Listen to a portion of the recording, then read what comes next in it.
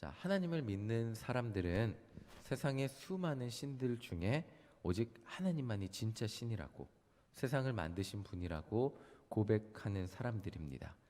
세상을 만드신 진짜 신 하나님이 우리를 선택하셨고 세상 가운데에서 하나님의 자녀로 우리가 살게 하셨습니다. 세상 사람들 누가 뭐래도 우리는 세상을 만드신 참신, 진짜 신 그 하나님의 은혜로 구원받은 하나님의 백성이죠. 바로 이것이 하나님을 믿는 하나님의 백성의 공통된 신앙 고백입니다. 그런데 나훔서가 쓰여진 상황에서 하나님의 백성들은 하나님의 섭리와 능력에 대한 의심을 피할 수 없었습니다. 그것은 세상도 하나님이 만드셨고 세상의 진짜 신은 하나님 한 분밖에 없다고 하는데, 하나님을 믿는 하나님 백성의 현실은 그렇지 못했기 때문입니다. 나훔서가 쓰여질 당시 하나님의 백성들이 처했던 현실은 북이스라엘이 멸망했다고 들으셨죠? 남유다도 세계 최강대국인 아수르한테 멸망하지 않기 위해서 조공을 바쳐야만 간신히 살아남을 수 있는, 멸망하지 않는 그런 상황이었어요. 우리는 하나님이 세상에서 세상을 만드신 유일하신 하나님이라고 고백하는데, 하나님의 백성들의 삶은 그렇지 못하기 때문에 이 백성들이 느끼는 현실에서 하나님이 진짜 강하신가? 라는 의심을 지울 수가 없었다는 것입니다. 이런 하나님의 백성들의 의문에 선지자들은 이렇게 대답을 해줘요. 유다랑 이스라엘이 하나님 앞에 죄를 많이 지었기 때문에 너희들은 심판받은 거다, 아니 심판받을 것이다 라고 설명을 하는데, 이것도 이 인간은 항상 공평한 걸 원하잖아요. 논리적으로 볼 때 썩 시원해 보이지 않았다는 것입니다. 멸망한 북이스라엘이 아무리 악해도 이 아수르보다는 악하지 않았거든요. 아수르는 정말 피정복민들이 너무너무 두려워할 정도로 잔인하게 그냥 멸망을 시켰습니다. 이 아수르 제정의 근간은, 고고학자들이 볼 때, 연구를 할 때 보면 아수르 제정의 근간은 약탈이었다고 해요. 그러니까 나라가 잘 사는 이유는 다 빼앗아 온 거예요. 그 다 빼앗아 오려면 전쟁을 해야 되는데, 전쟁을 하는 군인들이 용감하게 싸우기 위해서는 보복이 필수적이었다고 합니다. 그러니까 이 사람들이 앞에 나가서 누군가 칼에 맞아 죽을 수 있었잖아요. 아무리 아수르가 강해도 선봉에 서는 사람은 죽을 수밖에 없어요.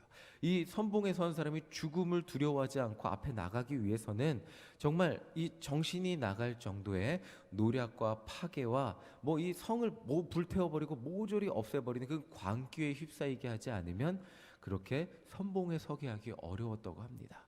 그렇기 때문에 이 전쟁에서 선봉에 서게 하는 것은 반 정도 정신이 나가게 해서, 싸우게 해서 이기게 하고, 그 정신이 성을 함락시키면 바로 제정신으로 돌아옵니까? 그렇지 않죠. 이미 반 정도 정신이 나간 상태에서 그냥 정복당한 성을 무참하게 학살하게 만들었다고 합니다. 그리고 그 재물을, 내 목숨을 걸 만큼의 재물을 얻고 그 땅으로 돌아오게 하는 것, 이것이 아수르의 전쟁이었죠. 자, 이스라엘 백성들이 볼 때는 아수르보다는 우리가 훨씬 악하지 않았어요. 하나님이 유일한 참신인데 아수르가 훨씬 악한데 왜 북이스라엘이 멸망해야 되는가? 불공평하게 느껴질 수밖에 없는 상황이 있었다는 거죠.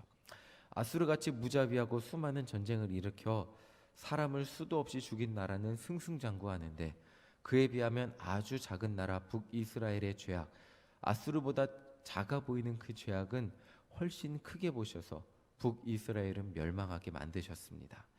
현실에서 하나님의 백성이 느끼는 좌절은 둘 중에 하나였어요. 하나님이 계시지 않거나, 하나님이 계시지 않기 때문에 이런 모든 불합리함이 그냥 현실에 일어났거나, 아니면 하나님은 불공평하거나, 둘 중에 하나. 이스라엘 백성들은 이런 마음을 가질 수밖에 없었다는 거죠. 하나님의 백성들이 느낄 수 있는 이런 의문의 답을 해주는 책이 바로 나훔서라는 거예요. 내가 죄인인 건 인정해.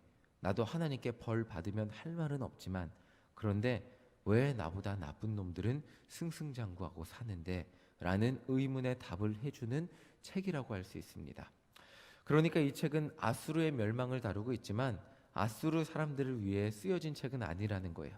아수르 사람들한테 널리 읽게 만들어서, 야, 당신들 이 악행을 멈추지 않으면 심판을 피할 수 없습니다 라고 읽게 쓰여진 책이 아니고, 유다 백성들을 위해서 쓰여진 책이라는 거예요. 지금 당장은 세상에서 가장 강력해 보이고 누구도 건드릴 수 없는 아수르라고 할지라도 절대 누구도 멸망하지 못하게 만들 것 같은 아수르라고 할지라도 결국은 하나님의 손에, 우리가 믿는 하나님의 손에 심판받게 될 나라가 아수르입니다 라고 하나님의 백성에게 알려주는 책이 나훔이라는 겁니다. 그러니까 나훔 선지자가 이 책을 통해 하나님의 백성들에게 하고 싶은 말은 결국 하나님 잘 믿으세요 라는 겁니다. 세계 경영은 하나님의 손 안에 있고 결국 하나님의 손 안에서 우리가 눈으로 보고 있는 이 세상의 불합리함은 모두 세상 하나님의 손 안에 심판받게 될 것이기 때문에 하나님 잘 믿으셔야 됩니다. 당장 여러분들 눈앞에 의롭지 못한 방법을 선택해서 눈앞에 작은 성공의 길을 선택하면 안 됩니다. 하나님 잘 믿으셔야 됩니다 라고 말해주는 책이 나훔서라는 거죠. 그래서 나훔 선지자는 저 강해 보이는 아수르도 결국 하나님의 손에 언젠가는 심판당하는 날이 오게 될 것임을 알려주고 있는 거예요. 자, 오늘 말씀 2장 8절 다시 한번 읽어보겠습니다. 2장 8절 읽어보겠습니다. 시작. 니느웨는 예로부터 물이 모인 못 같더니 이제 모두 도망하니 서라 하나 돌아보는 자가 없도다. 아수르의 수도 니느웨는 정말 큰 성이었다고요. 정말 컸대요. 아수르 사람들은 그 성이 너무 커갖고 누구도 그 성을 함락시킬 수 없다고 큰 소리치고 살았다고 합니다. 그 당시 세상 사람들 눈으로 보기에 그 말에 수긍할 수밖에 없을 정도로 크고 위대한 성이 아수르였다고 합니다. 자, 아수르의 니느웨였다고 하죠. 그 니느웨는 아수르가 사방으로 전쟁을 일으키고 빼앗아온 물품들로 넘치는 곳이었다고 해요. 물이 모인 못 같다고 하는데 물이 어떻게 모이죠? 자연스럽게 물을 억지로 언덕으로 이렇게 옛날에 무슨 물 펌프로 모은 게 아니잖아요. 못이라고 하면 이게 경사가 있어서 물이 자연스럽게 모이는 걸 의미합니다. 세상의 모든 재화와 세상의 모든 한탕의 성공을 노리는 사람들이 그곳에 물이 모이는 것처럼 너무나 자연스럽게 모였다는 거예요. 세상의 모든 물자와 사람들이 자연스럽게 그곳에 모였는데 너무 많아서 감당할 수 없을 정도의 사람들과 재물이 모였는데 하나님의 심판의 순간에 모두 말라버리게 된다는 것이죠. 자, 10절 함께 읽어보겠습니다. 우리 10절 함께 읽겠습니다. 시작. 니느웨가 공허하였고 황폐하였도다. 주민이 낙담하여 그 무릎이 서로 부딪히며 모든 허리가 아프게 되며 모든 낯이 빛을 잃도다. 그렇게 재산이 많고 사람들로 넘쳐났던 니느웨라 할지라도 하나님의 심판의 날에 어떻게 된다고요? 황폐하게 된다는 것입니다. 화려했던 영광은 모두 무너지고 모든 낯이 빛을 잃어버리게 된다는 거죠. 그리고 그들을 심판하시는 주체는 세상을 만드시고 다스리는 유일하신 참신 하나님이라는 것입니다. 자, 13절 함께 읽어보겠습니다. 13절입니다. 시작. 만군의 여호와의 말씀에 내가 내 대적이 되어 내 병거들을 불살라 연기가 되게 하고 내 젊은 사자들을 칼로 멸할 것이며 내가 또 내 노력한 것을 땅에서 끊으리니 내 파견제의 목소리가 다시는 들리지 아니하리라 하셨느니라. 여기서 13절에서 누가 그렇게 한다고요? 누가? 만군의 여호와가 그렇게 한다는 것입니다. 만군의 여호와가 이스라엘만이 아닌 아수르와 모든 세상을 다스리고 그들이 결국 심판의 순간에 하나님의 손에 멸망하게 된다는 것을 알려주고 있습니다.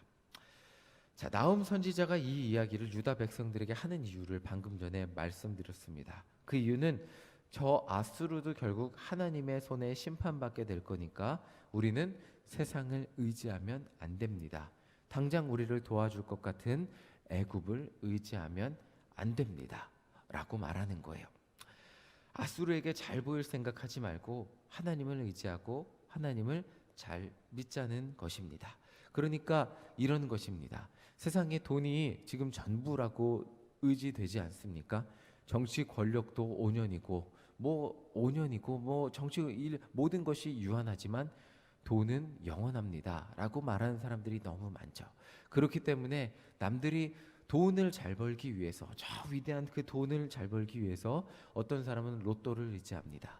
어떤 사람은 뭐라 그러죠? 어떤 사람은 또 주식을 의지합니다. 어떤 사람은 비트코인을 의지합니다. 이 수많은 것들의 배후에는 내 노력보다 한탕해서 더 내가 노력해도 얻을 수 없는 부를 한 번에 이루고자 하는, 그러니까 하나님이 나에게 주시는 복대로, 하나님이 나에게 주시는 내가 살아가는 성실함대로 주시는 은혜대로 일용할 양식을 먹고 살려는 그것보다는 그냥 다른 사람들이 한탕에 성공하니까 나도 요행을 발해서 성공하고자 하는 그런 마음을 가지고 성공하고자 하는 그런 것들을 세상 사람들은 의지하며 살아가고 있다는 것입니다. 그리고 실제로 그렇게 잘 사는 사람들이 나타나니까 그리스도인들도 하나님이 나에게 주시는 일용할 양식보다는 그런 한탕을 의지해서 더욱더 잘 살아보고자 하는 마음이 막 우리를 붙잡아서 그렇게 성공하고자 하는 마음에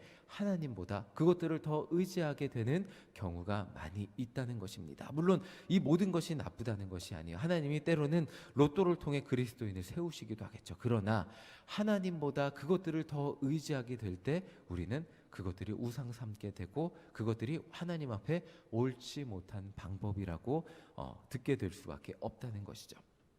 나훔 선지자가 이 이야기를 하는 이유는 여기에 있었어요.